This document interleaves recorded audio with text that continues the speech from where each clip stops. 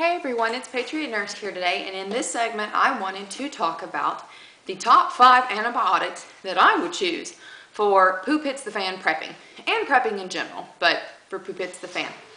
And let me start off with a little bit of a disclaimer. You mentioned antibiotics today, and you're likely to get a myriad of emotive responses of people saying, well, I tried this and my daughter had a reaction to it. Everybody's got their own thing about antibiotics, and a lot of people don't like to use them. They like herbs first and herbs only. I think herbs first is just fine, and that's what I do, but I think it's a big mistake to say that I'm not going to store any antibiotics if I have the ability to, and that herbs are going to cure everything, because the bottom line is, from my experience and from what studies have shown, they don't.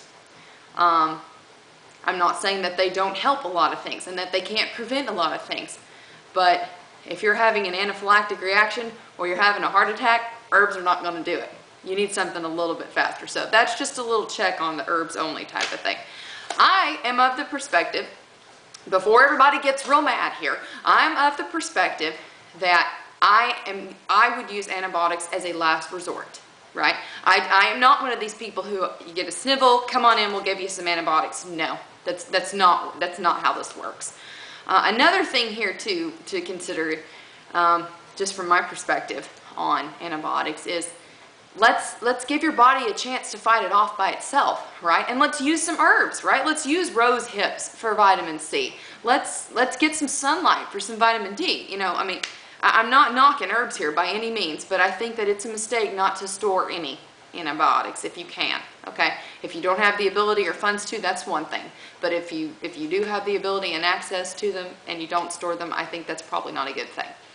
So now let's move on into kind of a little bit deeper understanding of antibiotics.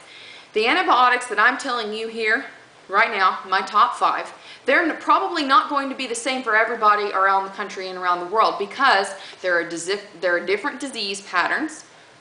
There are different strains of bacteria that will respond to some drugs in some parts of the country and will not respond to them at all in other parts of the country.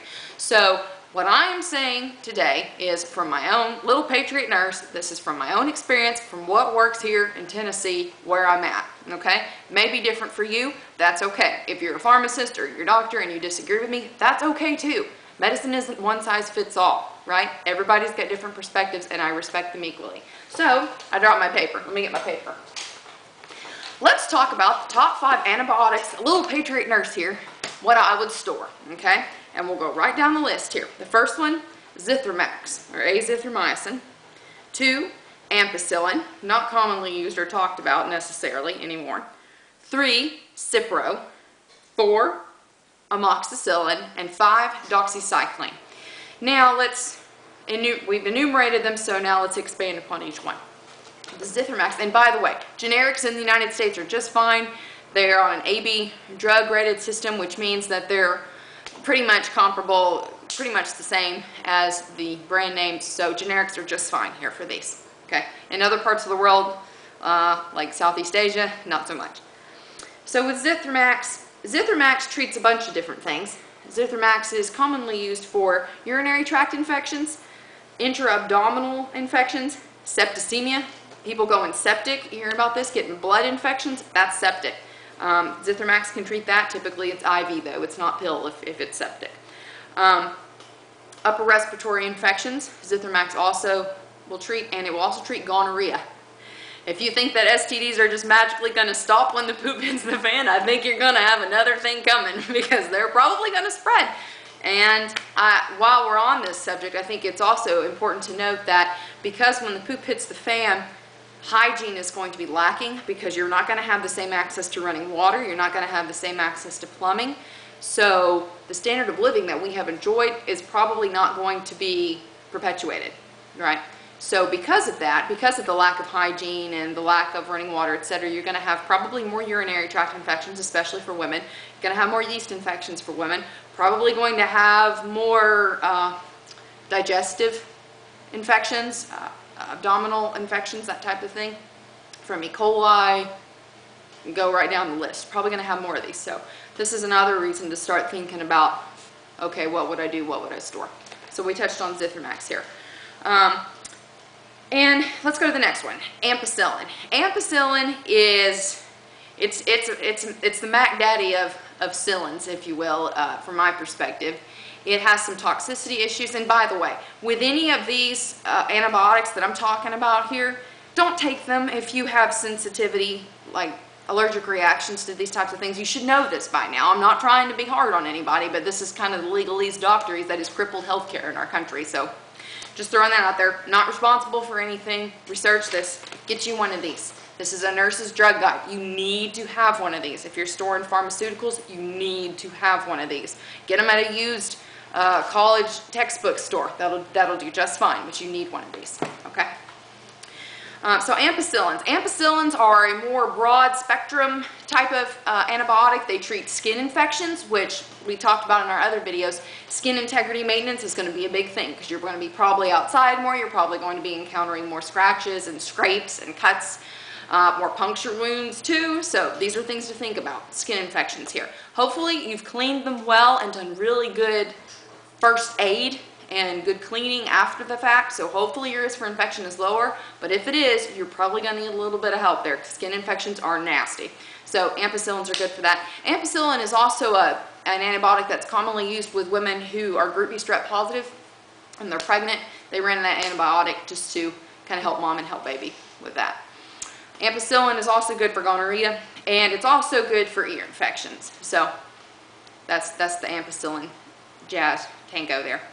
The next one here is Cipro, and Cipro got a lot of publicity way back in the day after the anthrax thing, and it got way overused, and because of that, because people were really stupid, they were scared, okay, and I can understand. If I didn't have that information base and I got scared and I thought Cipro was a cure-all, I would have probably taken it too, okay, but Cipro, it's a doozy, okay, so you got to be careful with it. It's got a lot of toxicity issues and side effects, but Cipro, it has its place. You need to use it sparingly. Don't run straight to the Cipro, okay? Because when we keep doing that, you make it not work on the other things, right? Because drugs build up, or excuse me, bugs build up a resistance to drugs.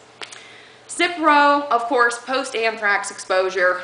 Most people on the street can tell you that. But Cipro is also good for UTIs, especially hospital-acquired UTIs and hospital-acquired pneumonia. Those are killers. Cipro is used for those.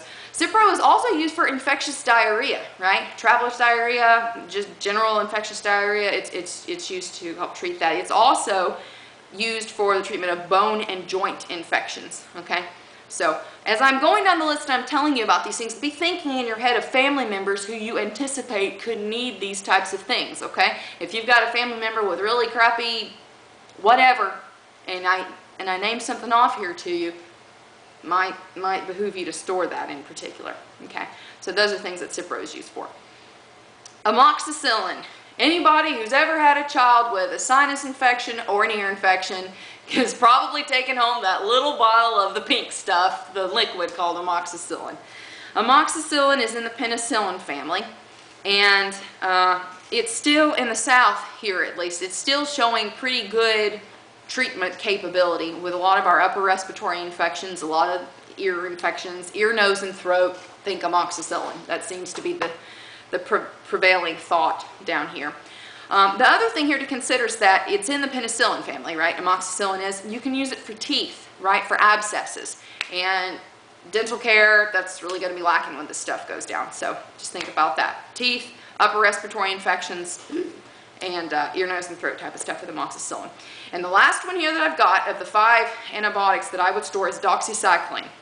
Doxycycline is good especially for malaria, if you live in an area that's prone to malaria, but it's also very effective against rickettsia rickettsii, which is Rocky Mountain spotted fever. Rocky Mountain spotted fever is a killer, and it's very commonly misdiagnosed as a bunch of different things. Before the advent of the tetracycline family, which doxycycline is a progenitor, or I guess it comes on the heels of. Before the advent of the cycline antibiotics, there was, per Wikipedia, as many as 30% of people that were dying from Rocky Mountain spotted fever. So Rocky Mountain spotted fever is a vector disease. It's transmitted through ticks, fleas, lice bites. So these things are probably going to be coming out more often when the poop hits the fan and hygiene capability goes down.